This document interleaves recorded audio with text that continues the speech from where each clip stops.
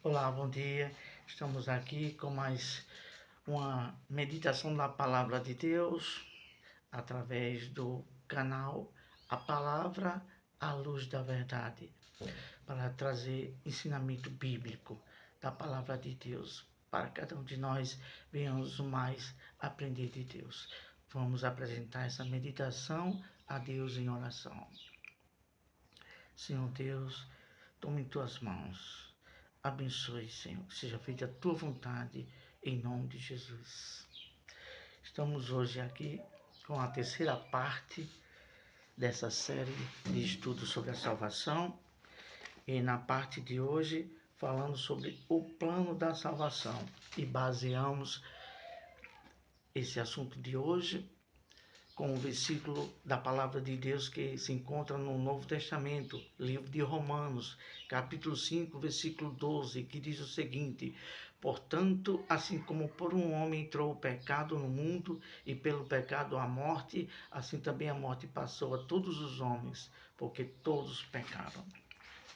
Então, através da desobediência de Adão, entrou o pecado no mundo, e através do pecado entrou a morte, passou a todo ser humano, independente de épocas e a nível mundial, onde tiver um ser humano no planeta Terra, a morte passou a todos. Mas Deus teve um plano de salvação para nos salvar. Ele enviou seu Filho para nos salvar.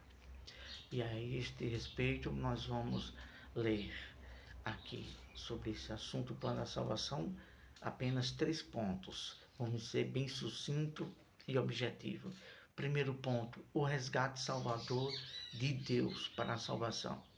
Deus, na pessoa do seu Filho Jesus, ele enviou ao Filho para nos salvar. Está escrito no livro do Evangelho, segundo escreveu o apóstolo João, capítulo 3, versículo 16, que diz o seguinte: porque Deus amou o mundo de tal maneira que enviou o seu Filho unigênito, para que todo aquele que nele crê não pereça, mas tenha vida eterna. Então, Deus planejou na pessoa do seu Filho a salvação. Aí veja só, o quanto ele nos amou. Enviou seu Filho do trono da glória até aqui a terra. E ele se encarnou, nasceu de uma mulher para se fazer homem de carne e sangue, para poder ter o sacrifício, para poder derramar o sangue dele na cruz, para nos dar salvação. Nós vamos ver agora no próximo ponto, que é o segundo ponto, porque ele teve que derramar o sangue, derramar sua vida ali na cruz. Segundo ponto, o único poder que tira o nosso pecado. Está escrito isso no Evangelho de João também, capítulo 1, versículo 29, que diz assim: eis o Cordeiro de Deus que tira o pecado do mundo. João, o evangelista que programava o caminho da salvação, quando Jesus foi vir se batizar, aí ele apontou para o Senhor Jesus e disse: eis aí o Cordeiro de Deus que tira o pecado do mundo.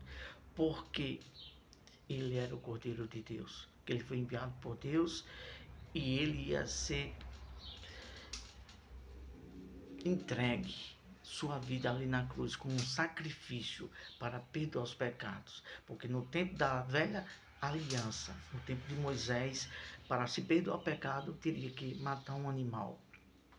Isso não foi suficiente, não foi um sacrifício perfeito, mas através do Filho de Deus, esse sim foi um sacrifício perfeito. E só ele teve o poder de destruir a morte. Isso está escrito no livro de Hebreus, capítulo 2, versículo 14, que diz que por sua morte ou seja, o seu sangue derramado na cruz, destruísse aquele que tem o poder da morte e livrasse todos aqueles que estavam com medo de morrer e não ter salvação. Mas o Senhor Jesus nos deu essa vitória. Então, todo aquele que crê, confiar nesse sacrifício, nesse plano de Deus, terá a salvação. Terceiro ponto, para a gente concluir, o único que nos dá a salvação. Licença. O único que nos dá a salvação. Porque há quem mostre outro plano de salvação. Há quem mostre outro Salvador, outros meios. Mas a palavra de Deus aqui vai dizer claramente que o Senhor Jesus é o único plano, é o único nome. Livro de Atos dos Apóstolos, Novo Testamento, capítulo 4, versículo 12, diz o seguinte: e em nenhum outro há salvação, porquanto debaixo do céu nem outro nome há dado entre os homens pelo qual devamos ser salvos. Então, há muitas pessoas, clérigos religiosos, que diz que a salvação, faça isso e você vai ser perdoado, dê isso e você vai ter a salvação. Há muitos meios, há muitas coisas que se inventam por aí e muitas pessoas são enganadas. Então nós damos aqui o conselho: leia a palavra de Deus. O meu e o seu pecado foi pago lá na cruz, mas é tão somente para quem crê e aceitar. Isso está escrito no livro de Colossenses. Leia a palavra de Deus. Nós temos aqui sido muito enfático em repetir várias vezes: examine as Escrituras, porque cuidaste nela a vida eterna. No Evangelho de João, versículo 5, versículo 39. E está escrito que Jesus já pagou os nossos pecados, já nos deu a salvação. Então somente você crer, se apossar e obedecer a esse plano de salvação. Está escrito em Colossenses, capítulo 2, versículo 14, que ele destruiu através de seu sangue o poder, a nossa dívida ali na cruz. Leia Colossenses, capítulo 2, versículo 14. Então, é tão somente você crer. A gente tem que confiar nesse amor maravilhoso de Deus, que a gente não merecíamos, mas Ele enviou seu Filho. Isso é amor.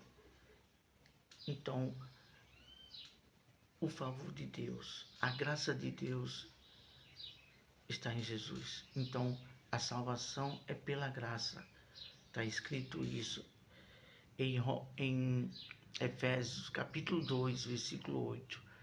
Não é porque ninguém merece, mas é porque Jesus, o Filho de Deus, desceu lá do céu, foi crucificado na cruz para destruir o poder da morte, para nos dar a salvação. E ele deu prova disso, do plano da salvação, e que ele é Deus e Salvador, ressuscitando ao terceiro dia, está à direita de Deus Pai.